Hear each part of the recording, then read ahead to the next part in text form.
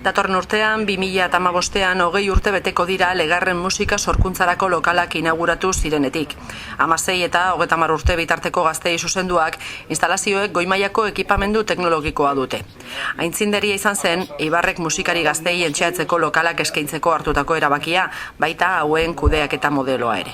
Orduan Eibarko udalaren menpean zegoen Euskara eta Kultura Batzordeak horrela erabaki zuelako, horren premia ikusi zuelako. 16 eta 30 urteko gaztei bideratuta zegoen, eta gehien bat beraien musika arloan aritzeko espazio bat eduki zezaten. Horretarako sortu zen garai horretan Eibarko gazte musika elkartea, eta kudeaketa beraiek eraman izan dute urte hauetan ere bai. Zenbait lekutikan etorri dira zeozer esatagatik ekipamenduak kopiatzera. Hain zuzen Bartzelonako Diputazioko gazteri teknikariak etorri ziren bere garaian, etorri ziren Madrilgo komunitatearen gazte eta kultura teknikariak ikustera Frantziatik, Akitaniatik etorri ziren, eta gustatzen zitzaion bi motatako gauzak. Alde batetik lokalan edo gunearen zertarako zegoen eginda, zein zen bere helburua, eta beste aldetik kudeaketa, zeinotatako kudeaketa aukeratu genuen bere garaian lokalak eta zerbitzuak prestatzeko. Lokal hauen kudeaketa Eibartar Gazteen Musika Elkartearen eskuetan dago. Osgabetutako 9 lokalek 3 talde desberdinen entseguak hartzen dute ia egunero. Guztira, 30 talde inguru erabiltzen dituzte instalazioak gaur egun.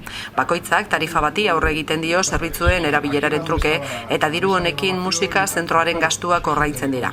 Badira hilabete batzu atal teknikoaren arduraduna Walter Tutzeo soinu ingeniari italiarra dela. Tutzeok instalazioen berritze teknikoa zuzendu du azken hilabete hauetan emaitza ikusgarriak lortuz. Haciendo esto, hemos dado la posibilidad anche al mismo grupo de poder seguir mucho más cómodamente, y la grabación del compañero que está del otro lado grabando, así, el técnico también, para la escucha, anda mucho más a gusto, tratándose, como he dicho antes, de la calidad del sonido y mucho más acogedor. Este tipo de conformación del estudio, y los músicos creo que todavía tenemos que probarlo, pero está mucho más cómodo como estaba antes. Legarreko lokaletan entxeatzen duten taldeen grabaketez gain, lokal hauen grabaketa gelak ibilbide luzeko hainbat musikarien bisita hartu du ere.